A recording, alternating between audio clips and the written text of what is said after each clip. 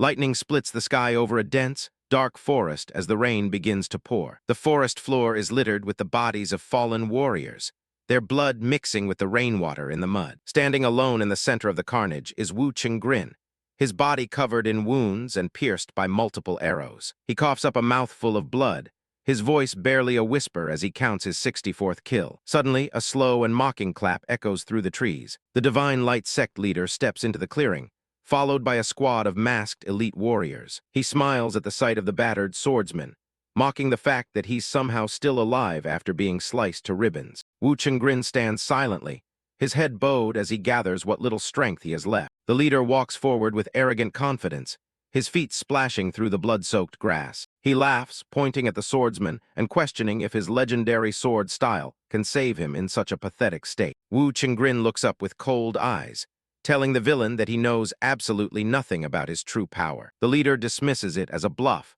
certain that the man before him is only seconds away from death. He gives the order, and the masked elites leap into the air with their blades drawn to finish the job. Raindrops are scattered by the sudden movement of a blade, dripping with fresh blood. Wu Chengrin unleashes a devastating circular strike, carving through the rain and his attackers in a single motion. More bodies hit the ground as he calmly updates his kill count to 67. He stares down the remaining enemies, noting that half of the Divine Light sect's elites have already perished by his hand. The leader remains unfazed, considering the loss of his men a fair trade for eliminating the man once called the future's greatest. He jumps into the air, creating distance as he prepares his own final attack. He lands lightly on the wet ground, a wicked grin spreading across his face. The remaining masked warriors start to circle back, leaving their leader to face the swordsman alone. Wu Chengrin lets out a sharp exhale, his body trembling from the strain and blood loss. The leader taunts him further, betting that the swordsman can't even swing his blade one more time.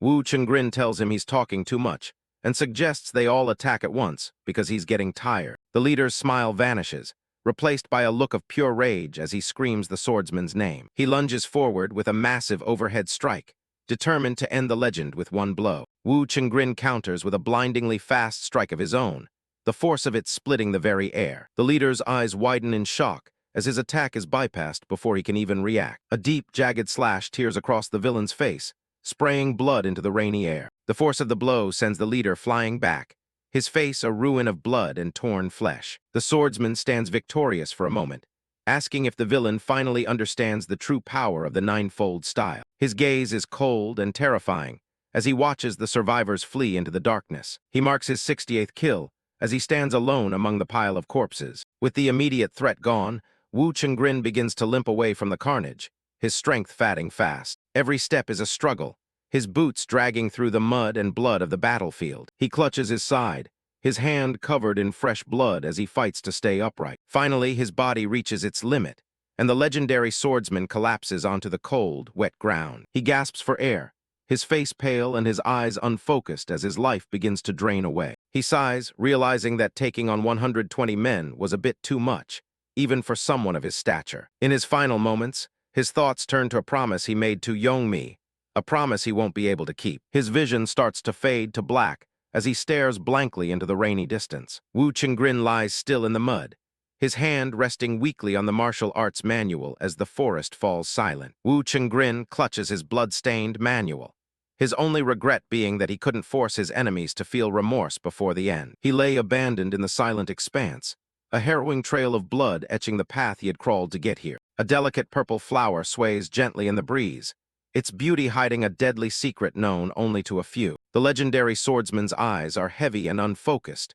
weighted down by the impending approach of death. A young boy named Heo Jaseo appears from the shadows, holding out the poisonous flower with a hollow, weary look in his eyes. Wu Chengrin manages a weak, bloody smile as he looks up at the child and asks about the strange grass he's holding. Jaseo warns him with surprising bluntness not to eat the plant, no matter how desperate or hungry he might feel. He explains that while it acts as a powerful painkiller, the poison is so subtle that a person will die without ever realizing they've been compromised.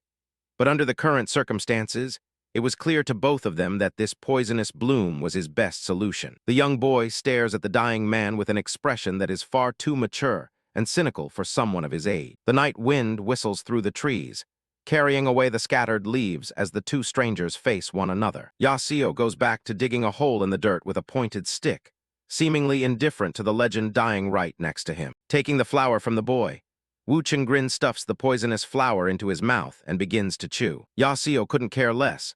He kept on digging, his pace growing more frantic as if he were in a race against Chengrin's fatting life. The swordsman swallows the bitter medicine and asks the boy for his name. The boy looks down at the mud and quietly identifies himself as Heo Jaseo. Wu Chengrin notes how the boy handles the concept of death with such ease, guessing that he's already had to bury his own family. He tells Jaseo to stop his digging for a moment and give him his full attention. He holds out the nine-fold, soul-shattering sword manual, its cover heavily stained by his own blood. He believes that someone with a heart as hardened as Jaseo's might actually be able to master the secrets within. He urges the boy to take the legacy and use it to carve out a place for himself in the world. Jaseo isn't impressed by the offer and flatly refuses, asking for food instead of a blood-soaked book. He points out that becoming a martial arts master just seems to lead to a lonely, miserable death in the dirt. A faint smile plays across the swordsman's lips as the boy's blunt, cynical words hit home. Suddenly, Wu Chengrin bursts into a fit of genuine,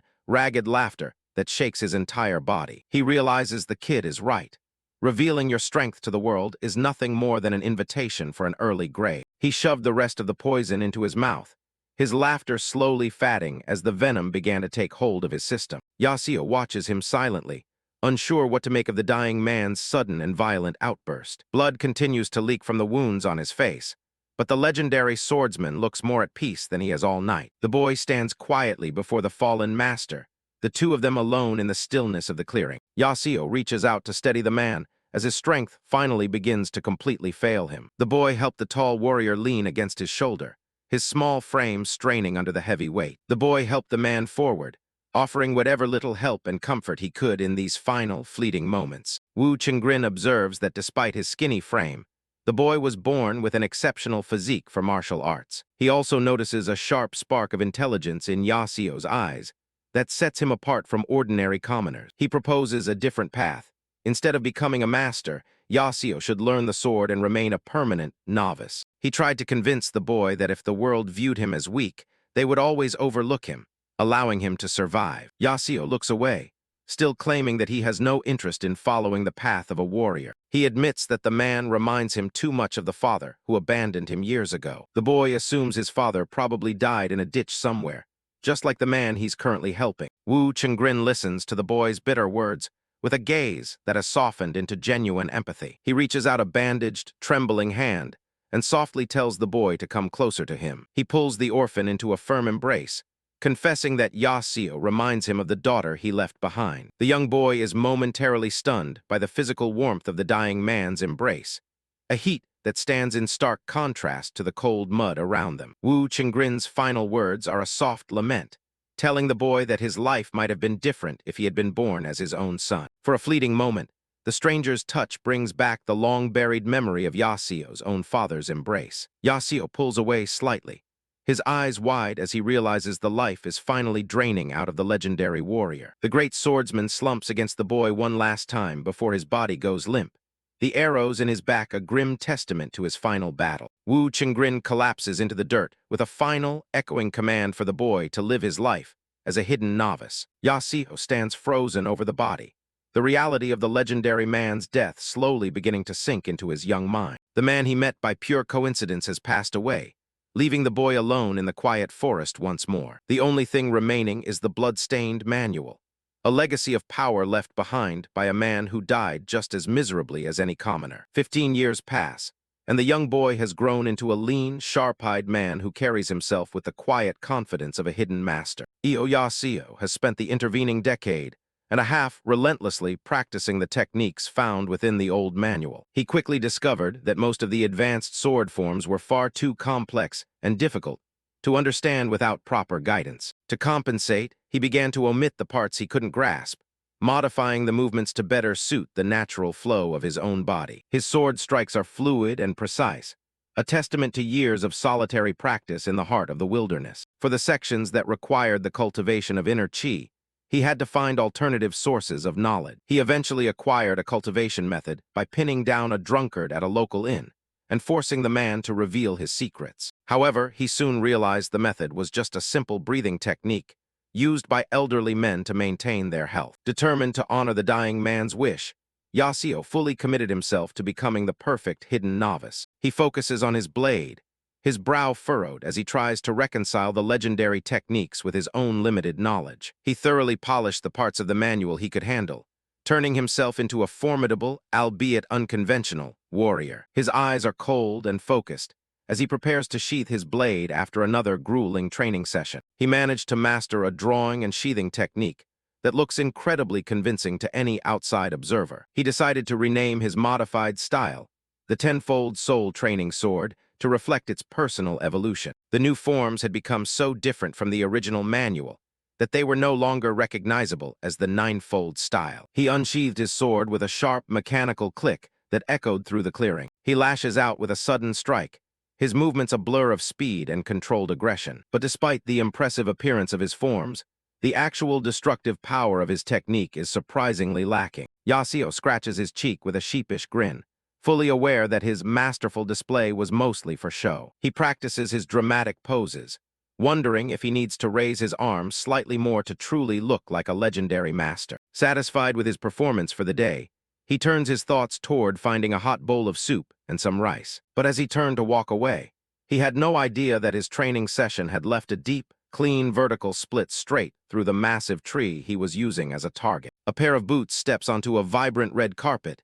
heading toward a grand destination. Heo Jaseo looks down with the heavy, focused gaze of a man who's seen it all. He knows that for an ordinary person, meeting a true master is a once-in-a-lifetime event. These legends have the power to move nations and shake the very foundations of the earth. In this grand hall, lines of warriors form a path, waiting for a presence that commands respect. Each step is deliberate, carrying the weight of a reputation that precedes him. Men bow their heads and clasp their hands, showing the ultimate sign of deference to a superior. Jaseo walks through the parting crowd like a god among men, his face a mask of calm authority. He looks like the ultimate martial arts master, ready to take on the world. But inside, he's absolutely panicking. The truth is, this guy is nothing but a total novice. Welcome to Fort Manryang, a massive recruitment hub where every martial artist in the land is gathering. Jaseo joins the line at the registration desk, keeping his master persona dialed all the way up. The registration officer looks up from his scroll and asks for the name of the new recruit. Jaseo stares back with an intense, narrow gaze that would make a lesser man tremble. The old man waits for a response, brush poised and ready to record his details. Instead of speaking, Jaseo decides to show off a little, grabbing the brush right out of the officer's hand. He leans over the scroll, concentrating as if he's about to transcribe a legendary martial manual. He writes his name with such elegance and speed that the ink barely has time to dry. The officer is stunned. Finding a common wanderer who can read and write is like finding a needle in a haystack. He starts to wonder if this guy is secretly from one of those fancy orthodox sects. Jaseo just smiles.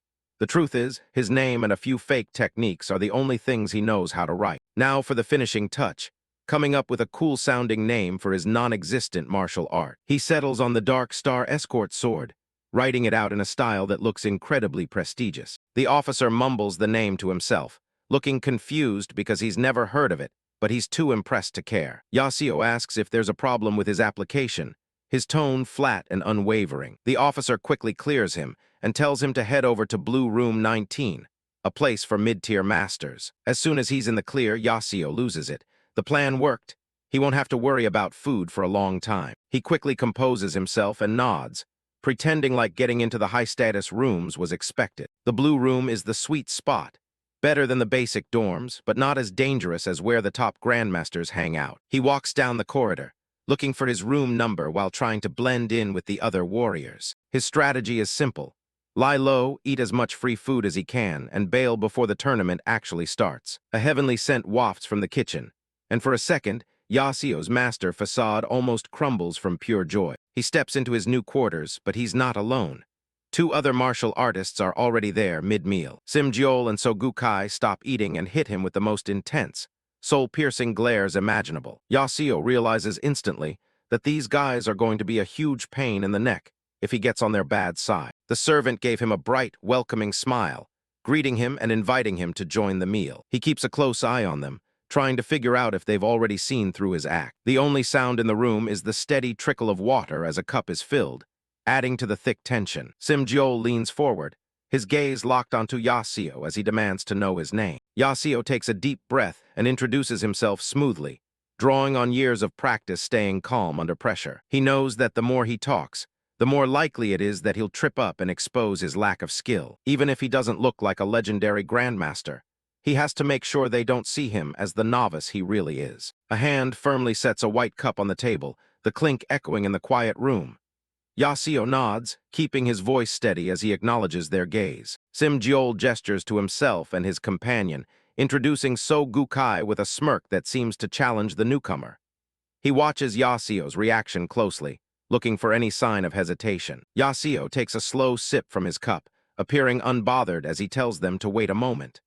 Internally, he's already scanning his memory for anything useful about these two. So Gukai leans in, his expression sharpening as he asks the million-dollar question. What sect does Jaseo hail from? The tension in the room ratchets up another notch. Jaseo plays the modest wanderer, claiming he's never found a proper sect and only knows his family's secret sword arts. It's a classic bluff designed to keep his true lack of skill hidden. So Gukai drains his cup, mentioning that they are from the Chang'an region in Shanxi. He seems satisfied with his own status, barely giving Jaseo a second thought for now. Jaseo jumps on the mention of Chang'an, immediately asking if they belong to the famous Jiangnam sect. He knows that showing off a bit of Jianghu knowledge is the best way to earn their respect. He maintains a confident grin, knowing that in this world, survival often depends on how well you can talk your way out of a corner. Identifying their sect just from their hometown is a master move. Simjeol confirms his guess with a proud look, and Jaseo can feel the trap he set starting to work. The atmosphere in the room shifts from suspicious to slightly more welcoming. Jaseo leans in with a look of intense focus, ready to drop the next piece of his plan. He knows exactly which legendary figure to mention to really seal the deal. He starts spinning a tale about a battle he supposedly witnessed, where masters of the Mount Hua sect were being cut down like autumn leaves. His voice is full of false reverence as he speaks. Then he mentions Taoist Wu Hyun appearing and making the enemy disappear without a trace. It's pure flattery, and he delivers it with a straight face that would put a professional actor to shame. He caps it off by praising the Jiangnam sect for truly living up to its legendary name, calling the display absolutely incredible. He watches the impact of his words on the two men. Simjeol is completely won over, letting out a loud laugh as he expresses his delight at meeting someone who witnessed their master's greatness. The hostility from before has vanished completely, so Gukai even offers to go buy more alcohol just so they can hear more of Jaseo's incredible stories. He's grinning from ear to ear, clearly enjoying the ego boost. As the three of them share a laugh over the table, Jaseo reflects on how easy it is to make friends when you know exactly what they want to hear. The barracks feel a lot more comfortable now. He keeps his smug smirk hidden behind his cup, knowing that the secret to getting along with these hot-blooded types is just to keep them happy and avoid any direct conflict. The sun shines brightly over the sprawling grounds of Fort Manryang, a place filled with both opportunity and danger. Jaseo walks through the courtyards, his mind already on his next move. He takes in the scale of the place, marveling at the wealth and power on display. It's hard to believe this entire fortress was built by just one of the 5 great wealthy clans. His eyes sharpen as he considers the sheer number of masters who have gathered here. The competition is going to be fierce, but as long as he plays it smart, he should be fine. The central pavilion is massive, comparable in size to the headquarters of the great sects themselves. It's a testament to the influence of the Manjian fortress. Even the sparring arenas have clearly had a lot of work put into them, with warriors already practicing their moves in the open space. The whole place is buzzing with energy. Jaseo pumps a fist in the air, feeling pretty good about himself. At this rate, he can spend a whole month just eating and relaxing without having to lift a finger in a real fight. He passes by other groups of martial artists, many of whom are laughing and boasting about their own skills. They look confident, but Jaseo knows half of them are probably faking it too. He notices that more and more high-level individuals are continuing to arrive at the fort. It's a bit concerning, but he tells himself it's none of his business as long as they stay out of his way. He turns away from the main crowd, preferring the quieter parts of the fortress grounds where he can actually think. His goal is simple: stay invisible and stay fed. A small, satisfied smile plays on his lips as he walks. He's already dreaming about what kind of delicious food they're going to serve for lunch today. He starts humming a little tune to himself, completely relaxed as he strolls through a quiet courtyard. A nice bowl of hot meat soup would be just the thing to hit the spot. A sudden breeze kicks up, carrying a flurry of green leaves across the bright blue sky. The atmosphere is peaceful, but Yaseo's sharp senses pick up something out of the ordinary. He stops in his tracks, his eyes darting around as he catches a sweet, floral fragrance in the air. It's strong enough to cut through the usual smell of dust and sweat in the fortress. He rounds a corner and finds himself face to face with a young woman in vibrant yellow and green robes. She has bright red hair tied up in buns and eyes that look like they could burn a hole right through him. Yaseo's jaw drops as he realizes he's accidentally wandered into a restricted area. The woman, Manhwa lady, is already looking at him with a mix of suspicion and annoyance. He quickly tries to recover, putting on his best, calm master face and offering a small, polite smile. He knows he needs to handle this carefully if he wants to leave without making a scene. He starts to apologize, backing away slowly as he explains that he was just walking mindlessly and didn't mean to intrude. Manhwa lady doesn't look like she's buying it for a second. Internally, he's screaming at himself for letting his guard down so easily. All he wants to do is turn around and run as fast as possible in the opposite direction. Manhwa lady remains silent, her red eyes locked onto his face with an intensity that makes his skin crawl. She seems to be measuring him up, trying to decide if he's a threat or just an idiot. Just as he thinks he might be in the clear, she calls out for him to wait. The sudden command stops him dead in his tracks, and he slowly turns back around with a bead of sweat rolling down his forehead. She asks him for his name, her expression softening just enough to be even more terrifying. Jaseo can feel the situation spiraling out of his control, and he's not sure how to fix it. He's already decided that based on his 25 years of experience, getting involved with this woman is a terrible idea. He absolutely cannot afford to stand out right now. She leans in close, her eyes wide with curiosity as she asks if he's one of the masters who came to apply for Fort Manryong. Her sudden enthusiasm is even more jarring than her earlier glare. She starts clapping her hands and cheering, looking genuinely impressed by the idea of him being some legendary master. Jaseo can only offer a weak, non-committal response as he tries to process what's happening. He maintains a strained smile, his mind racing as he tries to figure out a way to slip away before she asks him to demonstrate his skills. This is definitely not the quiet afternoon he had planned. Manhwa lady points at Jaseo and demands a spar, her expression determined. Jaseo stands frozen, his eyes widening in confusion at the sudden challenge. Yaseo's mind races as he stares at her, his internal monologue screaming about the absurdity of a spar. He didn't come here to actually fight, especially not a young lady in a garden. As he tries to shift his weight, his boot catches on a loose rock, sending a small puff of dust into the air. He fumbles for balance, his body jerking awkwardly as he tries not to fall flat on his face. He manages to stabilize himself in a wide, low stance, his hands held out as if preparing for a technical exchange. His expression remains stoic, though his heart is pounding against his ribs. Manhwa lady's eyes light up with a fierce, predatory gleam as she interprets his stumble as a masterful preparation. She praises his willingness to engage, labeling him a real man for not running away like the others. Yaseo's composure cracks as he opens his mouth to protest, a bead of sweat tracing a line down his pale cheek.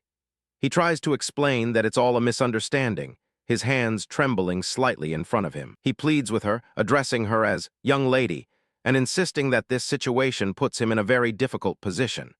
He's desperately searching for an exit strategy that doesn't involve being pummeled. His internal thoughts spiral, worrying about what might happen if she actually attacks with those small, seemingly delicate hands. He's more afraid of the consequences of the fight than the fight itself. Ignoring his pleas, Manhwa lady gathers her strength, her body tensing as she prepares to strike. She declares that she won't yield the initiative, her red eyes burning with competitive spirit. A visible aura of purple energy begins to swirl around her outstretched hand, signaling the use of high-level internal arts. Jaseo watches in horror, recognizing the unmistakable signs of inner chi being channeled against him. She lunges forward with a powerful palm strike, the impact creating a massive shockwave that rattles the surrounding stone tiles. Jaseo is caught right in the center of the blast, his body absorbing the brunt of the energy. His teeth are gritted so hard his jaw aches, and a thin trail of saliva escapes his mouth as he fights to stay upright. The world spins around him, but he forces himself to remain conscious through sheer desperation. The force of the blow sends Jaseo sliding backward across the courtyard, his boots leaving dark streaks on the pavement. A cloud of dust and debris kicked up by the impact slowly settles between the two combatants. Jaseo hunches over, clutching his chest where the strike landed, his breath coming in ragged gasps. He's barely holding it together, his body screaming in protest after taking such a direct hit. He realizes with a sinking feeling that the small amount of inner chi he had managed to gather is already completely gone. He's now completely defenseless, having used everything just to survive that one attack. Manhwa lady stands several paces away, her hand still extended as she stares at him in utter disbelief. She hadn't expected him to be standing at all, let alone seemingly unfazed. A close-up of her face reveals her shock, her eyes wide as she processed the fact that he took her full-strength palm strike. To her, this is proof that he's a far greater master than she initially suspected. They lock eyes across the clearing, both of them reeling from the exchange for very different reasons. Jaseo is terrified of what comes next, while Manhwa lady is overcome with newfound respect. A large speech bubble emphasizes her internal realization. She is convinced that the man standing before her is a real master of the martial arts. Jaseo turns his back to her and starts to walk away, his head bowed as he tries to maintain an air of dignified indifference. In reality, he's just trying to find a place to collapse in private. His face is a mask of exhaustion and irritation as he trudges along, his ponytail swaying with each heavy step. He's done with gardens and mysterious ladies for the day. His internal voice is a frantic mess, urging him to slip away as naturally as possible before the adrenaline wears off and he actually dies. He's already planning his escape from the fortress entirely. Suddenly, two thick streams of blood erupt from his nostrils, staining his lips and chin bright red. He stares blankly ahead, the physical toll of the palm strike finally manifesting in the most embarrassing way possible. Manhwa lady pumps her fists in the air, her face lit up with a triumphant, joyful grin. She cheers, satisfied that even a master like him couldn't completely withstand her unique Manhwa palm art. Jaseo quickly covers his nose with his hand, trying to hide the mess while stammering out a hollow compliment about her skill. He calls it an admirable and powerful technique, hoping flattery will buy him a quick exit. A tiny, panicked version of Yaseo's head floats in the corner of the frame, his eyes wide as he realizes he needs to praise her and then find some medicine. He's desperate for a tenfold supreme tonic to fix the damage. She reaches out and offers him a handful of white cotton wadding to plug the bleeding, her expression surprisingly helpful. Jaseo stares at the cotton, wondering why on earth she carries that around with her. She beams with pride, explaining that her Manhwa palm art is specifically designed to cause nosebleeds in everyone it hits. She stands tall, hands on her hips, convinced she's developed a truly revolutionary martial art. Yaseo's face contorts in a silent scream of frustration, his eyes bulging as he reflects on the absurdity of a martial art that only causes nosebleeds. He curses his luck for crossing paths with such a dangerous and strange woman. Manhwa lady tilts her head, her gaze narrowing slightly as she asks him why he's acting so strangely. The brief moment of camaraderie is replaced by her natural suspicion once again. Her eyes light up again as she notices the sword strapped to his hip, clapping her hands together in excitement. She deduces that he must be a swordsman, which opens up a whole new realm of possibilities for her. Jaseo keeps his hand clamped firmly over his nose, a single drop of sweat rolling down his forehead as he tries to ignore her. He really just wants to go home. She leans in close, her red eyes glowing with an intense, manic energy as she promises to go get her own sword. She's already planning their next spar, this time using her Manhwa sword art. Later, back in the relative safety of the barracks, Jaseo sighs and rubs his forehead, the memory of the encounter still fresh. The mention of a sword art spar has him feeling even more exhausted than before. He lets out another silent, internal scream, his face twisted in a mask of pure agony and regret. He's convinced he messed with the absolutely wrong person, and there's no turning back now. He sits quietly at a wooden table in the dim light of the room, slowly drawing his sword from its scabbard. He's focused and methodical, a stark contrast to his earlier panic. Using a white cloth, he begins to carefully wipe down the length of the blade, his eyes fixed on the cold steel. It's a repetitive, calming motion that helps him regain his composure. He tells himself that simply by properly caring for his weapon, he can project the aura of a true master to those around him. It's another layer of the bluff he's forced to maintain. A close-up shows his hand gripped tightly around the hilt as he finishes the polishing, his knuckles slightly white. The sword reflects the soft light filtering through the room's paper screens. The blade gleams with a sharp, silver light, and for a moment, his own determined eye is reflected in the polished surface. He looks every bit the master he's pretending to be. From across the room, Sim Jeol and So Gukai watch him with genuine admiration, their expressions full of respect. They comment on how he truly seems to be on a different level compared to the other recruits. Jaseo continues his work without looking up, his movements fluid and reverent as he polishes the steel. To his companions, he looks like an artist totally absorbed in his craft, unaware of the audience he's captivated. Heo Jaseo looks down at his sword with a small, knowing smile playing on his lips. He reflects on how such skilled hands are never the result of mere chance. He credits his dexterity to the decade he spent working in various inns. It was a humble beginning that shaped the foundation of his current expertise. In the quiet of the barracks, he sits cross-legged on the floor, meticulously polishing a blade. He recalls the countless hours spent cleaning the weapons of drifters and wandering swordsmen who passed through those inns. With a smooth, practiced motion, he stands and slides the sword back into its dark scabbard. The soft metallic click echoes slightly in the sparsely furnished room. He strikes a dramatic pose, holding the sword aloft as if ready for a formal duel. He remembers the old man's advice to live as a low-tier martial artist for the sake of chivalry, a directive he finds increasingly ironic. The gleaming tip of the blade points toward the floorboards, reflecting the soft light of the room. He moves with a calculated grace that masks his inner turmoil. He executes a swift flourish, the blade tracing a broad silver arc through the air. Despite his self-identification as truly low-tier, his movements are deceptively fluid. A close-up captures the ornate carvings on the sword's crossguard as it catches the light. He knows that looking like a master is a necessity, not a choice. He sheathes the weapon with a sharp, decisive action, his expression hardening into a mask of focus. For him, the performance of mastery is a survival tactic. Sim Jeol and So Gukai watch from the sidelines, their eyes wide with genuine awe at his display. Sim Jeol remarks that the sword seems to be a natural extension of his very being. Heo Jaseo offers a modest, polite smile as he turns to acknowledge their praise. He plays along, claiming that the weapon has indeed become a part of his body through years of dedication. Outside, the sun shines brightly over the fortress rooftops, while the sound of clashing steel drifts through the air. A crowd has gathered in the courtyard below, drawn by the commotion of an early conflict. So Gukai bursts into the room, his face flushed with excitement as he announces that the drifters have already started fighting. Sim Jeol remains seated, seemingly unsurprised by the news. Sim Jeol leans back at the table, dismissing the brawlers as low-tier martial artists who lack even the basic patience to wait for the tournament.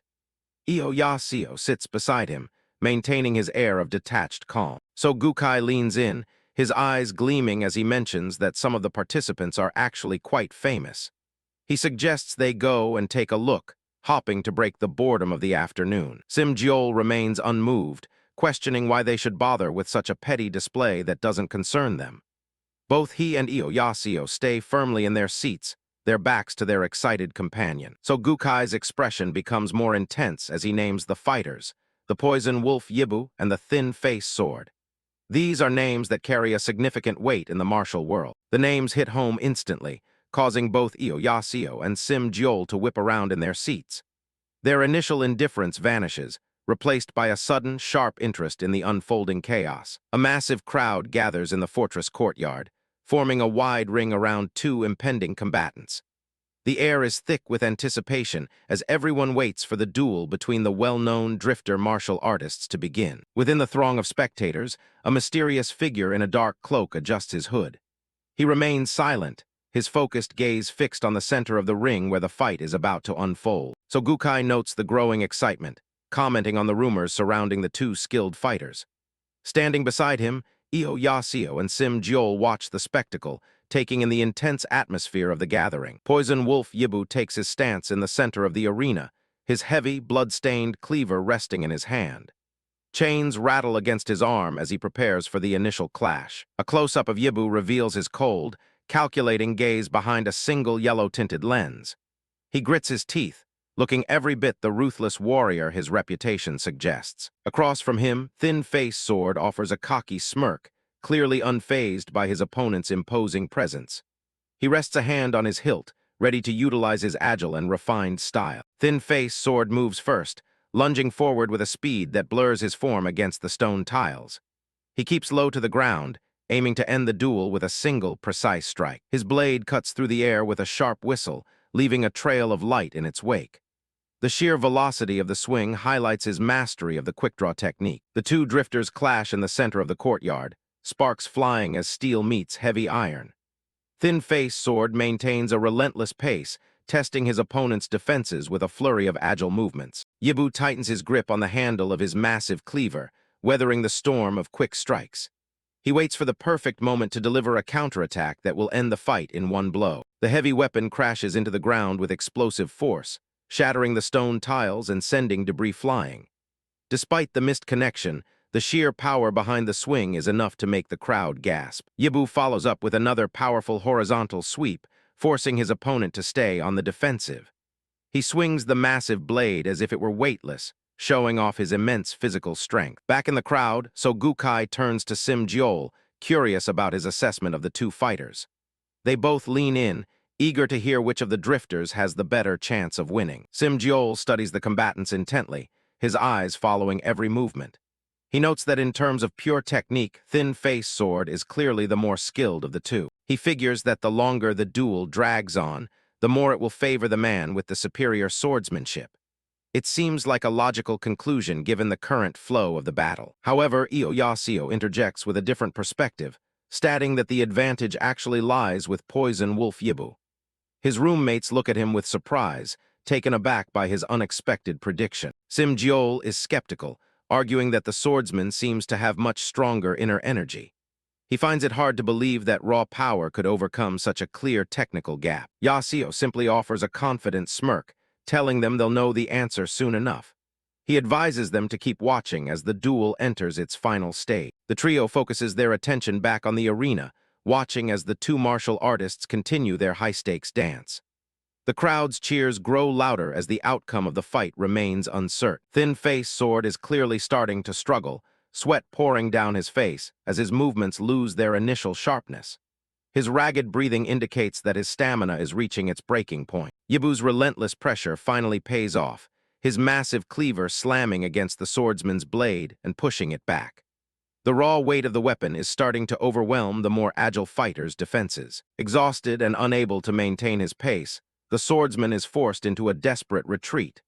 For some reason, despite his technical skill, he simply can't find a way to turn the tide. Sim-jeol is stunned, realizing that Jaseo's prediction was spot on. He watches in awe as the underdog begins to secure a decisive victory over the more refined swordsman. When asked how he could have known, Jaseo plays it off with a dismissive comment about low-tier fights. His roommates are left even more convinced of his status as a legendary master. Jaseo's calm expression suddenly vanishes as he spots a familiar, bright red head in the crowd. His eyes narrow in recognition, and a sense of impending dread begins to take hold. He looks over his shoulder, confirming his fears as the Xianhua lady stands just a few feet away. She's staring right back at him, a look of shocked realization on her face. Recognition hits her like a bolt of lightning, and she points a finger directly at him with a loud shout. She recognizes him as the hero from the garden, and she's not about to let him hide in the crowd. Jaseo's face twists in pure horror as she publicly identifies him as the Great Twin Nosebleeds hero. His carefully constructed reputation as a grandmaster is now under immediate threat of becoming a complete laughingstock. Heo Jaseo stands there, looking like he'd rather be anywhere else. He's trying to keep his cool while his reputation precedes him. Hwa isn't letting him off that easily, calling him out for having no pride. Behind him, the others just watch the awkward exchange. She boasts about her flower palm technique, claiming no one has ever walked away from it unscathed. She even uses that embarrassing nickname, calling him the Great Twin Nosebleeds hero. She holds out her hand, emphasizing the power of her strike. To her, the fact that he's still standing is proof that he's a master whose skill matches her eye's judgment. Heo Jaseo looks away, probably wishing he hadn't escaped the previous day only to run straight back into her. The surrounding crowd is starting to take notice of their conversation. He sighs internally, realizing he's caught in a loop. He's got to maintain this great hero, facade even though he's just barely hanging on. He puts on a bright, fake smile and starts laying it on thick. He calls her technique one of the most impressive things he's seen in years. Hopping a little flattery will buy him an exit. He gives her some cliché advice about training harder and walks away before she can ask for a rematch. He's sweating bullets trying to end this interaction. Suddenly, the clashing sounds from the duel drew everyone's attention. So Gukai pointed, clearly shocked to see a veteran like Thin-Face Sword being handled like a total novice. The one-eyed man, Poison Wolf Yibu, lunges forward with a massive blade. He's out for blood, and he isn't holding anything back. Thin-Face Sword is already bleeding out, but keeps a crazed grin on his face. He's not ready to accept defeat, even as the situation turns lethal. Sim Jiol and So Gukai look on with concern, realizing this has turned into a fight to the death. The crowd is too intimidated to intervene. A blade cuts deep, and blood sprays across the stone floor. It's a brutal display of martial arts without any of the honor. Sim Jiol crosses his arms, shaking his head at the lack of true masters around to stop the carnage. He knows if nobody steps in, only one man is leaving that circle alive. Poison Wolf Yibu screams in a frenzy, ready to end the rivalry once and for all. He's completely lost to the bloodlust of the duel. His opponent matches his energy, shouting that they'll just have to die together. Neither man is willing to back down. Heo Jaseo steps back into the frame, looking down at Hwa with a stern expression. He tells her to step aside, finally dropping the overly polite act. She doesn't move, still rambling about how he disappeared so suddenly the day before. Meanwhile, a suspicious figure in black lurks in the background. Hwa is all smiles, eager to talk shop about swords. She's completely oblivious to the assassin behind her aiming a hidden weapon. Heo Jaseo is more confused by her enthusiasm than anything else. He's trying to process her hero worship while sensing something is off. The assassin lets fly a hidden projectile, a lethal dagger aimed straight at them. It cuts through the air with terrifying speed. Heo Jaseo spots the weapon at the last second, his eyes widening in alarm. He realizes this isn't part of the street fight. He moves with incredible speed, his hand already reaching for his blade. He's forced to drop the act and actually use the skills he's been pretending to have. He shouts a warning to Hwa as the projectiles whistle toward her. The air around the daggers hums with concentrated energy. Hwa is stunned by his reaction time, thinking he's answering her request for a discussion with direct action. She's still misinterpreting everything as a sign of his greatness. The projectile flew in at a deadly speed, but Jaseo had already anticipated its trajectory and intercepted it with a swift strike of his sword. But he never expected that, while fending off the hidden weapon, he would accidentally elbow Hwa in the face, sending her flying from the impact. Worse still, Jaseo couldn't fully deflect the projectile, causing it to ricochet into the air. A camera angle reveals that the situation is slipping out of Yaseo's control. Hwa is down with a bloody nose, while the hidden weapon continues to spiral through the air. Even worse, he realized that the inner energy infused in the hidden weapon made it impossible for him to regain his balance, leaving him stumbling and on the verge of collapsing. In a desperate attempt to regain his footing, some stroke of pure luck led Yaseo's sword to accidentally intercept both weapons of the dueling masters. A deafening metallic clash rang out across the courtyard. Both Poison Wolf Yibu and Thin-Face Sword stopped their duel, completely shocked by the sudden interference. They weren't expecting anyone to jump into their death match. In a wide shot, Heo Jaseo stands tall between the two bloody combatants, his sword drawn. Hwa lies on the ground behind him, safe but shaken. The entire crowd goes silent, eyes wide as they take in the scene.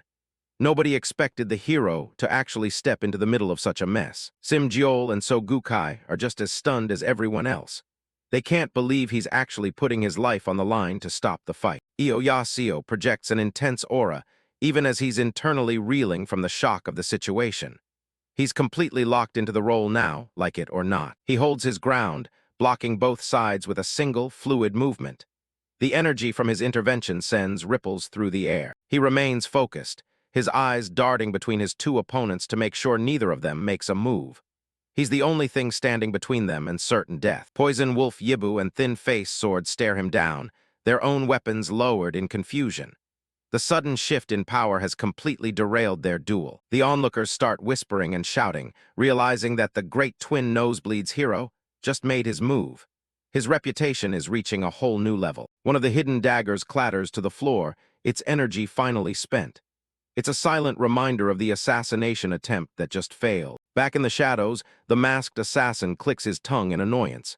Seeing that his mission has failed, he prepares to retreat back into the darkness. The blades clash with a violent ring, blue energy spiraling out from the point of impact. Heo Jaseo looks on in pure panic, feeling the raw pressure of the clashing inner energies surging right toward him. His hand trembles as he grips his own hilt, realizing he can't hold back the tide of power much longer. Poison Wolf Yibu is beyond reason, declaring that he'll burn the rest of his inner energy just to take his rival down. Heo Jaseo screams for them to stop, knowing that kind of desperate move is going to end in a disaster for everyone. Thin-Faced Sword doesn't care, goading his opponent to bring everything he's got with a crazed, defiant grin. Both men let out a blood-curdling roar as they prepare to release their final, most destructive attacks. Heo Jaseo loses it, cursing his terrible luck as he realizes he's stuck right in the center of their mutual suicide pact. He wonders how his simple plan for a free meal ever spiraled into this life-or-death nightmare. A blinding pillar of blue light erupts into the night sky,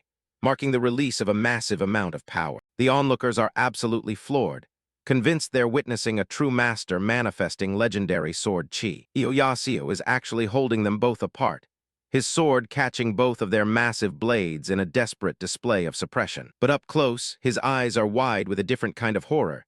This wasn't some grand master move. The resulting backlash is massive, an explosion of pure energy that tosses both duelists back like ragdolls. Heo Jaseo is caught right in the blast radius, his own scream lost in the deafening sound of the discharge. His sword is ripped from his grip, spinning uselessly through the air as the dust begins to settle. At that very moment, the assassin struck again, launching another dagger towards Hwa. Hwa freezes as she realizes a dagger, glowing with vibrant pink chi, is flying straight toward her. She looks back, terror etched on her face as the projectile comes closer. A sword flashes through the air, intercepting the hidden weapon just inches away from her face. The courtyard is a mess of broken stone and fallen bodies, with both duelists and Heo Jaseo sprawled out on the ground.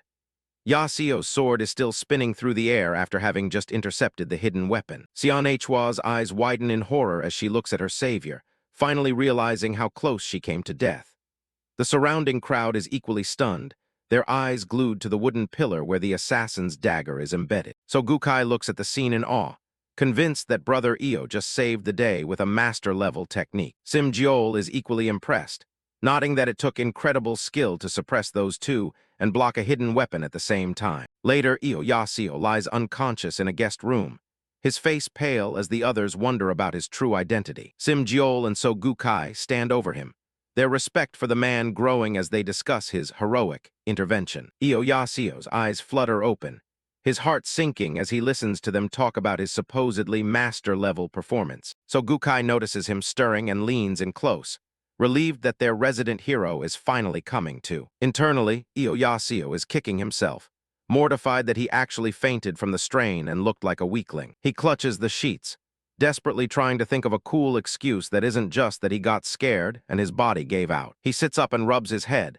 seriously considering just sneaking out the window before things get even weirder. So Gukai is practically beaming with admiration, telling him how deeply moved he was by his selfless actions. He praises him for throwing himself into the crossfire without a moment's hesitation to save those two idiots from killing each other. The memories of the chaotic fight come rushing back to Heo Jaseo, and he realizes he's in way over his head. He realizes his low-profile life is officially over, and the situation has become a total, irreparable mess. He sits on the edge of the bed, dejected that he let his emotions drag him into a fight he had no business being in. So Gukai leans in and whispers that the entire fort is already gossiping about his incredible, heroic feat. He drops the biggest bombshell yet.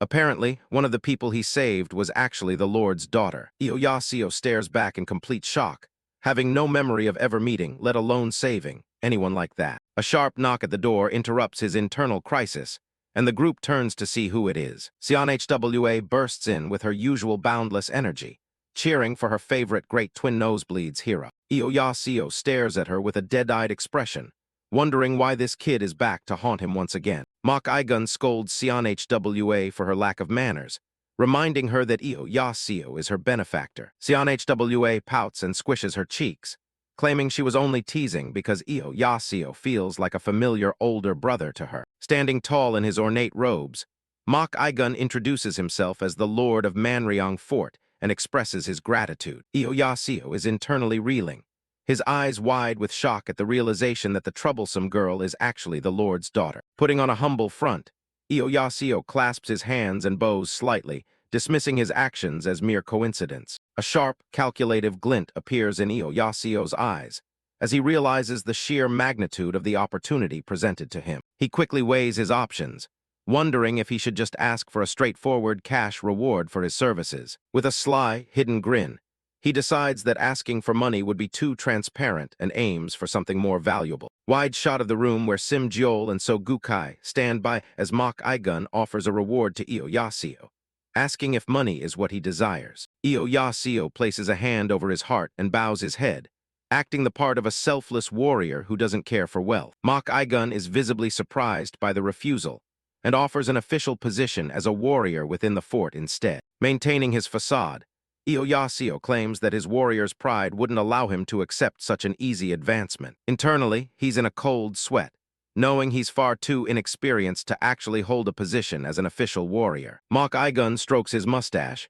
impressed, and suggests that Heo Jaseo might prefer acting as an instructor for new recruits. Heo Jaseo continues to play the humble hermit, arguing that someone who still has much to learn has no business teaching others. He's secretly impressed with himself, noticing how easily the lies and humble excuses are flowing from his mouth. Mok Igun proposes another option, becoming his daughter's bodyguard, nodding that a master of his caliber shouldn't hide. So Gukai steps forward with a wide grin, mentioning that Heo Jaseo's reputation has already taken the fort by storm. He explains how the news of a master among the drifters has sent the morale of the common folk soaring to new heights. With a confident thumbs up, So Gukai admits to having played a part in spreading the rumors himself. Heo Jaseo's facade nearly cracks as he screams internally at So Gukai for putting a target on his back. He gazes downward with a look of pure dread, imagining all the dangerous thugs who will now come looking for a fight. Desperate to escape the situation, he decides he'll just take a medicinal pill as a reward and disappear as fast as possible. He bows formally to the Lord,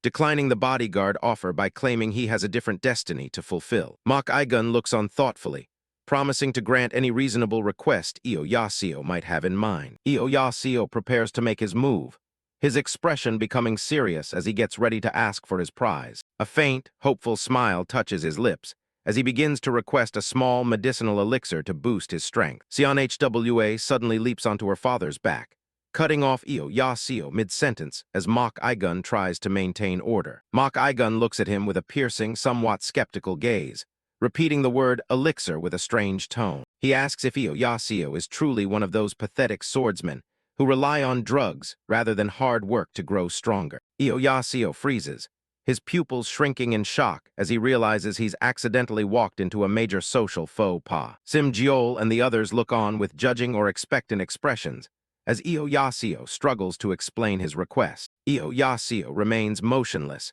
his mind racing to find a way out of the hole he's just dug for himself. He quickly clears his throat and shifts his stance, frantically pivoting the conversation toward the injured duelists. With a look of fake concern, he clenches his fist and suggests that an elixir should be used to treat the wounded men instead. Mok Igun and the others are caught off guard by this sudden display of benevolence, their expressions turning to confusion. Heo Jaseo gestures with his hand, doubling down on his act by speaking about the long-term benefits for the fort. He passionately argues that showing mercy and healing the injured will help the Lord recruit even better talent in the future. Caught up in his own lie, he draws his wooden sword dramatically and proclaims that the fort will flourish under such leadership. Tears well up in his eyes as he screams internally, horrified that he's giving away his reward to a couple of strangers. Moved by the seemingly noble speech, Mok Igun places a hand over his heart, his expression softening with respect. He lets out a boisterous laugh, declaring his heart full and promising to follow through on Heo Jaseo's selfless suggestion. Mok Igun lets out another boisterous laugh, genuinely impressed by Heo Jaseo's seemingly noble and selfless heart. Heo Jaseo slumps his shoulders, his soul practically escaping through his mouth as he curses his own big mouth and the rumors now surrounding him. His ears perk up as Mok Igun insists that he cannot let a warrior of such caliber leave without some form of compensation. Spreading his arms wide with a grand gesture, the Lord of Manryong Fort promises to prepare a gift that will be worthy of Heo Jaseo's status. Mok Igun leans in slightly, his expression hardening into a stern but friendly look as he warns that he will take it as an insult if his friend refuses this gift. A cold sweat breaks out on Heo Jaseo's face, his eyes darting around as he realizes he's getting sucked into a situation he desperately wanted to avoid. Standing amidst his followers, Mok Igun repeats that his heart is truly full, looking down at the young swordsman with newfound respect. The Lord reaches deep into the folds of his ornate black and gold robes, searching for something hidden within. He pulls out a small, sharp needle resting on a white cloth and presents it to Heo Jaseo, asking if he recognizes the object. Heo Jaseo's eyes widen in recognition as he identifies it as a blood-soaked needle, a legendary secret weapon belonging to the Tang clan. A memory flashes through his mind, recalling a similar weapon used by an assassin named Gui Onsam back at an inn. Mok Igun holds the needle up to the light, nodding that only someone with exceptional knowledge and skill would be able to identify such a rare tool. An image of a past victim appears, revealing the terrifying power of the needle as it pierces through anyone like a cannonball once infused with chi. The needle is shown piercing through a master's defensive aura like a hot knife through butter, a testament to the Tang clan's lethal ingenuity. Twirling the needle between his fingers, Mok Igun explains that the weapon is useless to anyone who lacks sufficient internal strength to activate it. His expression turns grave as he notes that the Tang clan are his secret backers, meaning they would have absolutely no reason to target his daughter. The realization hits Heo Jaseo like a physical blow, his expression turning blank as the Lord suggests that the assassin's real target was actually him. Heo Jaseo immediately begins to panic, shaking his head and clutching his hair while insisting that he is far too insignificant to have enemies. He continues his frantic denial, claiming his only goal in life is to stay out of trouble and avoid picking fights with anyone at all costs. His gaze drops to the floor, his eyes narrowing as he realizes that the more he tries to untangle himself, the deeper he gets dragged into this conspiracy. Overwhelmed by the potential headache of the situation, Heo Jaseo clutches his head and lets out a weary groan, looking like he's about to faint. Mok Igun gives him a knowing smile and decides to end the conversation for now, realizing that he's placed too much burden on an injured man. Hwa pops her head back into the room with a cheerful grin, reminding her hero that his tournament matches begin tomorrow and he needs to sleep. Heo Jaseo plops down on his bed, the weight of his fake reputation finally catching up to him. He's safe in his room for now, but the walls of Fort Manryong are starting to feel a bit too thin. He sits there in silence, head bowed, as he processes everything that's happened. The bluff was supposed to be simple, but things are spiraling out of control faster than he can keep up with. His eyes go wide as the realization hits him like a freight train. The tournament matches start tomorrow, and he's definitely not ready for any real action. Outside, the sun is high over the grand rooftops of the fort. It's a beautiful day, but for a guy who's just faking his way through life, it looks like the beginning of a nightmare. He quickly grabs his sword, deciding that staying here is a one-way ticket to humiliation and death. He needs to vanish before anyone expects him to actually draw that blade. A bead of sweat rolls down his face as he plots his escape. It's a shame to leave without any reward, but his life is worth way more than a few coins. He tightens his grip on the hilt, heart racing as he prepares to make a run for it. One wrong move and his whole facade comes crashing down. Just as he's about to bolt, a loud yawn stops him in his tracks. So Gukai is already awake, stretching his arms and greeting Jaseo like they're old pals. Jaseo forced a calm expression, acting like he's just stepping out to enjoy the morning air. He tells the guy he's looking forward to the matches, even though he's actually looking for the nearest exit. He joins the crowd gathered around the match board, scanning the lists with desperate eyes. Everyone around him is buzzing with excitement for the upcoming fights. The other martial artists spot him immediately, whispering about the master who showed up yesterday. They think he's here to scope out the competition, which only adds to his stress. He lets out a massive sigh of relief when he sees his name isn't on the list for day 2. That means one more day of free meat soup and a little more time to plan his getaway. His celebration is cut short when he checks the day 3 roster. He points a finger at the board, his jaw dropping as he sees a very familiar name. Thin-Face Sword is on the list, and Jaseo recognizes the name instantly. This is getting way more complicated than he ever intended. He remembers the guy, a brutal fighter who took an axe to the shoulder and didn't even flinch. If that's the kind of person he's up against, he's in serious trouble. The thought of facing someone that terrifying has him grit his teeth in pure panic. He's just a guy who knows how to clean a sword, not a monster who can fight through lethal wounds. He overhears the crowd talking about the matchup, wondering if Thin-Face Sword will even show up after yesterday's injuries. Jaseo can only hope the guy stays in bed. He stares off into space, his mind racing through every possible worst-case scenario.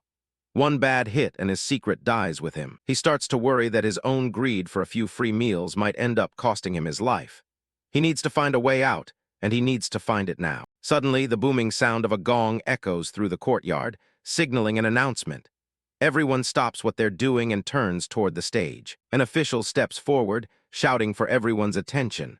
He's got an additional announcement for all the tournament participants. He bellows that regardless of whether they win or lose, every participant will receive 2 taels of silver. The crowd goes wild at the news. Jaseo's eyes light up as he does the math. 2 taels is enough to live like a king at a cheap inn for months.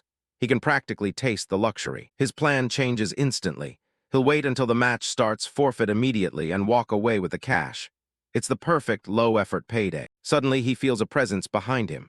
A pair of eyes peeks over his shoulder, and a chill runs down his spine. He spins around to find Hwa hovering right behind him. She's grinning ear to ear, clearly happy to have found him again. "Great twin nosebleeds, hero," she shouts at the top of her lungs. Jaseo wishes the ground would just open up and swallow him whole. He literally starts to blur from the sheer shock and embarrassment of it all. His secret nickname is out, and there's no taking it back. He clutches his head in frustration, wondering why this girl keeps popping up at the worst possible moments. She's like a walking disaster for his reputation. Jaseo tries to make a quick getaway, but Hwa is right on his heels. Every step he takes, she takes one too, matching his pace perfectly. He stops and turns, asking her why she's following him. She just gives him a blank, innocent look, acting like she's just going her own way. He groans as she continues to trail him, her hands clasped casually behind her back. He can't get a moment of peace with her around. "Don't follow me," he warns, but it's clear his words are falling on deaf ears. She's way too interested in whatever he's doing. She leans in with a serious expression, warning him that he really shouldn't go that way. Jaseo, of course, isn't in the mood for her advice. He brushes her off with a sarcastic comment, confident that she can't stop him. He picks up the pace, determined to put some distance between them. As he walks away, he thinks about how his life just keeps getting more and more complicated whenever she's around. He just wanted a simple life, but that's clearly out of the question. Suddenly, he bumps right into someone. The impact stops him dead in his tracks, and he looks up to see who he's collided with. He freezes, a look of pure confusion and shock crossing his face. Whoever this person is, they've got his full attention. He stares up at a tall, stunning woman in elegant white and teal robes.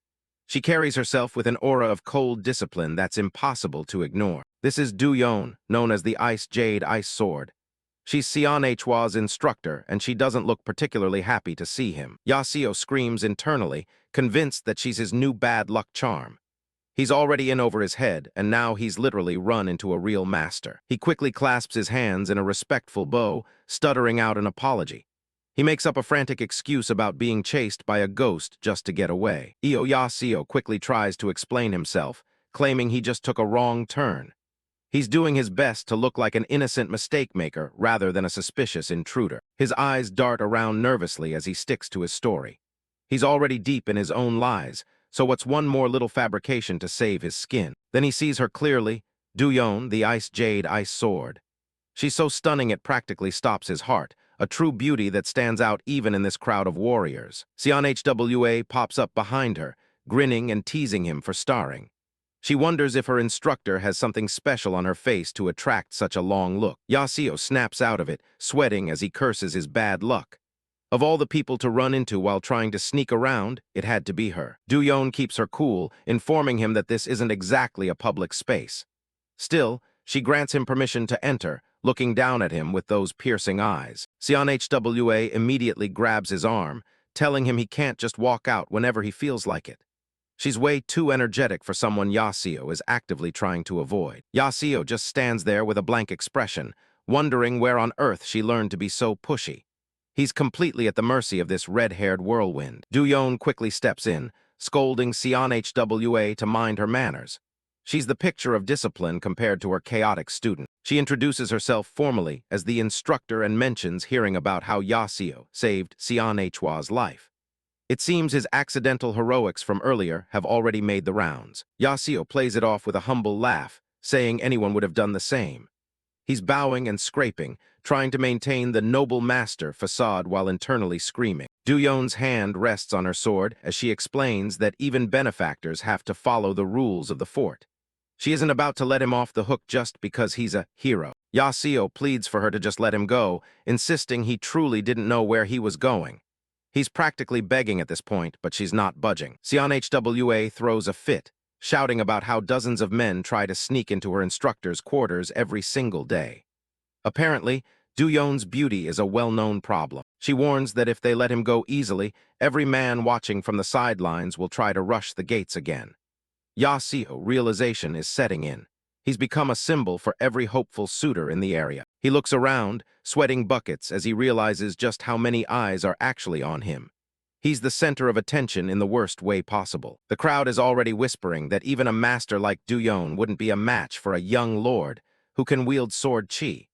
They've built up his reputation into something truly monstrous. Jaseo's eyes are wide with terror as he listens to the rumors.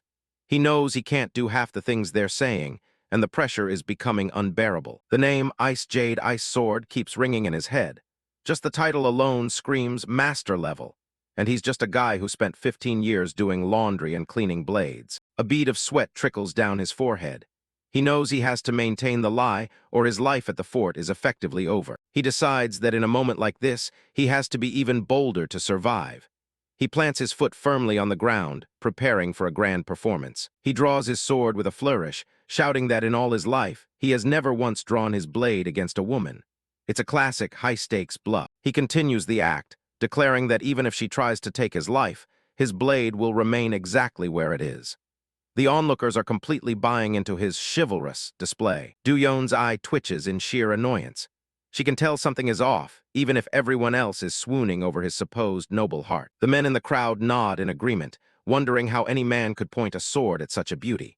Some even say they'd rather be skewered by her themselves. While the crowd is distracted, Jaseo is internally screaming for someone, anyone, to say something to end this.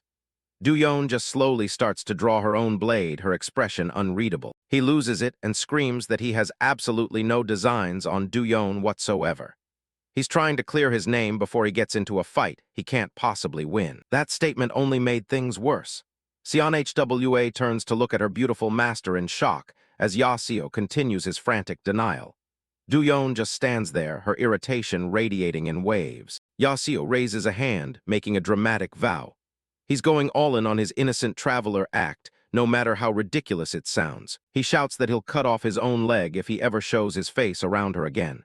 It's an extreme promise, even for a guy as desperate as he is. Do-yeon's eyes narrow as she stares directly at his leg. But Jaseo still hasn't realized that his words have genuinely infuriated her. She takes a slow step forward, her hand tightening on the hilt of her sword. The air around them seems to grow cold as she prepares to move. Jaseo panics, realizing she's actually staring right at his leg like she's about to fulfill his vow for him. He's definitely said too much this time. He doubles down on his apology, shouting that he really just wandered in without thinking. He's practically vibrating with fear as she approaches. He clutches his chest, swearing on his life that he has zero interest in her. It's a desperate attempt to save his limbs and his dignity all at once. With a sharp click, Do-yeon draws her sword just an inch from its scabbard. The sound is like a death knell in the quiet courtyard. She looks at him with cold, calculating eyes and asks if his words are sincere. Jaseo's life is hanging by a thread, and his next answer is everything. Namgung-wal doesn't hesitate, swinging her blade in a blinding arc that cuts through the air right in front of the guy. Heo Jaseo stands frozen as the cold steel whistles past his face, the force of the swing nearly knocking him back. She suddenly stops and pulls her sword back, looking surprisingly calm as she notes that his resolve seems genuine. Jaseo is sweating bullets, staring at the sharp edge just inches from his throat while his heart tries to jump out of his chest. She finally sheathes her weapon and turns her back, deciding to take him at his word for once. The guy is internally screaming about how he almost died, though he can't help thinking that going out at the hands of a beauty wouldn't have been the worst way to go. Wal starts walking away, mentioning that she'll respect his wishes for now, even if she has her own rules to follow. She glances back over her shoulder, suggesting they settle their business during the official tournament instead. Jaseo wastes zero time heading the other way, eager to put as much distance as possible between himself and that woman. All he can think about right now is finding a hot bowl of meat soup and a bed that isn't made of dirt. He sighs to himself, realizing that a grand reputation is pretty much worthless if you're 6 feet under. He mutters under his breath about how it's finally time to drop this act and get the hell out of here. Suddenly, his entourage started yelling from the sidelines, completely misreading the situation as usual. The mustachioed guy is practically moved to tears, convinced that Jaseo is leaving just to avoid being a burden to the lady. Jaseo doesn't even bother looking back, trudging along, convinced that CNHWA must have cursed him with eternal bad luck. He trudges through the training grounds alone, the wind blowing leaves past him as he plans his escape. He's worried he's getting way too involved in things that might actually reveal his true identity. He hangs his head, seriously considering if it's better to just disappear back into the mountains and train in peace. His thoughts are interrupted when he notices someone training nearby, looking like they're struggling. It's Sim Jeol, and he's swinging a massive blade with everything he's got, sweat flying everywhere. Sim's feet stomp heavily into the dirt, kicking up dust with every clumsy, forceful step he takes. The heavy weapon trails through the air as the muscular warrior tries to force a move that clearly isn't clicking. Watching from the shadows, Jaseo notes that the guy's form is a mess, like he learned it straight from a cheap book. Sim pauses his training, finally noticing that someone has been watching his terrible performance. He rests the massive sword on his shoulder and calls out, saying he's been looking for Brother Heo all morning. Jaseo plays it cool, claiming he was just walking a lap to clear out some excess energy while he's wandering. Sim gets a serious look on his face, dropping the friendly act to ask for a huge favor. The guy actually swallows his pride and asks if Jaseo has any pointers for his technique. Jaseo is internally baffled that anyone would want advice from a low-tier nobody like him. He tries to dodge the request, pointing out that he's a swordsman and doesn't really know the first thing about greatswords. Sim Jeol isn't taking no for an answer, begging for just a single word of guidance from a supposed master. He clenches his pants in frustration, venting about how he trains until he's raw but still feels like he's hitting a wall. He slumps over, looking completely defeated while his giant sword leans against the ground next to him. The big guy stares at the dirt, wondering why he's not getting any better despite all the effort. Jaseo finally speaks up, asking Sim if he's ever wondered why he gets winded after only a few swings. Sim figures it must be a lack of stamina, or that his style relies way too much on brute strength. Jaseo just shakes his head, telling him flat out that he's wrong. He leans in close and asks if the guy actually bought a manual and taught himself everything he knows. Sim's eyes go wide in shock, stammering as he asks how Jaseo could possibly have known that. Jaseo just puts on a smug grin, internally laughing that he caught the guy pretending to be a direct disciple. He gives Sim a reassuring pat, promising that he won't breathe a word about the guy's little secret to anyone else. Sim Jeol looks like he just saw a miracle, bowing his head as he thanks him profusely for the mercy. Jaseo advises Sim to stop worrying about his feet for a second,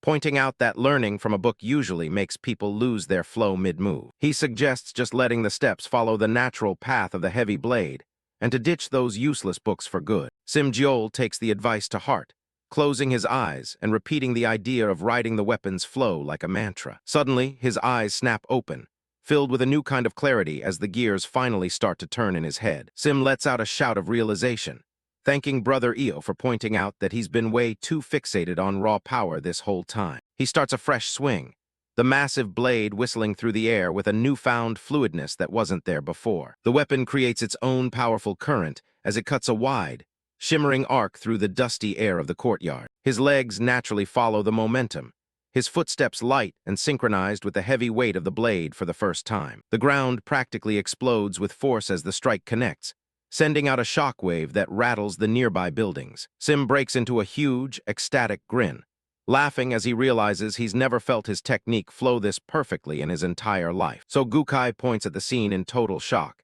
yelling that Sim's entire axe form has completely transformed in just a few minutes. Sim claps Jaseo on the shoulder, loudly crediting him for giving the true guidance that finally fixed his broken form. The bald guy is practically vibrating with excitement, calling this a once-in-a-lifetime, fortuitous encounter for his friend. Other martial artists nearby start pausing their own practice, whispering about the miracle they just witnessed in the training grounds. Word spreads fast as the other martial artists look on with pure jealousy, all wishing they could get a secret tip from the mysterious master. Jaseo looks like he wants to melt into the floor, realizing that the bald idiot is drawing way more unwanted attention to them again. So Gukai chases after him, shouting at the top of his lungs and asking where his new favorite master is headed in such a hurry. A high-angle shot shows two fighters clashing on a wooden stage, while a small crowd of spectators watches from the sidelines. Sim-jeol is back in the ring, putting his new moves to the test by burying his heavy blade into the wooden floor of the arena.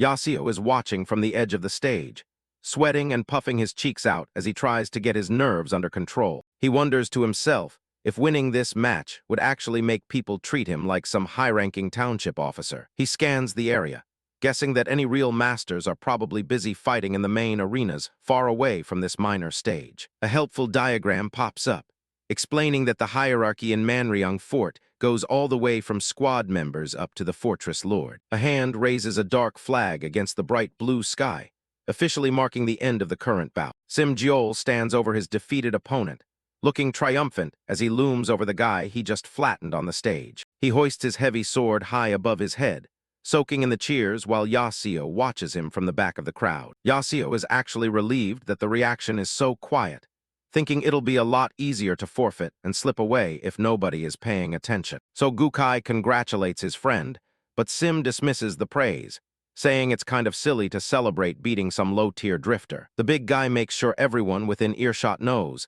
that his victory is entirely thanks to the guidance of Brother Heo. Jaseo gives a half-hearted wave and some generic congratulations, looking like he's already halfway out the door. He figures he'll just go up, lose quickly while it's still quiet, and then finally get the hell out of this fortress for good. His plan for a quiet exit is looking better by the second, at least until he realizes someone is approaching him from the side. He turns his head with a confused look as a familiar figure stops right in front of him. Thin-Face Sword gives a respectful bow and thanks the young master for everything he's done. The teal-haired warrior mentions that he healed up incredibly fast thanks to the elixir Jaseo gave him earlier. Jaseo is visibly embarrassed by the public display of gratitude, his face turning a little red as people start to stare. He stammers through a response, saying he's just glad the medicine actually worked as intended. Thin-Face Sword gets a determined look, swearing that he won't bring any shame to Jaseo's name in their upcoming match. He shouts with pure passion, vowing to fight with every fiber of his being to show how much he's progressed. He bows deeply once more, practically begging for another round of guidance from the man he now considers a mentor. Jaseo stands there like a statue, his mind completely blank as he realizes his plan to quietly forfeit is officially dead. The bald guy and the others are in total awe, unable to believe that even the proud, thin-faced sword is bowing his head to Brother Heo. The crowd erupts into a chant, led by So Gukai, who pumps his fists in the air while shouting for Brother Heo to show them something amazing. Jaseo's eyes are wide with panic, a single bead of sweat rolling down his temple as he clenches his fist tight enough to shake. He glances toward the source of the noise, his gaze sharp and filled with a growing sense of dread. So Gukai gives a confident thumbs up, flashing a wide grin as he promises to handle all the cheering for his new idol. The entire courtyard starts picking up the rhythm, the name Heo Jaseo echoing off the walls while the bald man leads the charge with both arms raised. Jaseo's expression twists into a mask of pure rage, shadows flickering behind him as he internally debates whether he should just take out the bald idiot right then and there. On the stage, Thin-Face Sword stands ready, gesturing politely for Jaseo to join him for their inevitable duel. Each footstep feels heavy as Jaseo begins the slow climb up the stairs, the sound of his boots echoing against the stone. He settles his nerves, a grim determination settling on his face as he admits to himself that there's no way he can forfeit with everyone watching like this. His boots hit the wooden planks of the arena floor with a solid thud, marking the start of a fight he never actually wanted to have.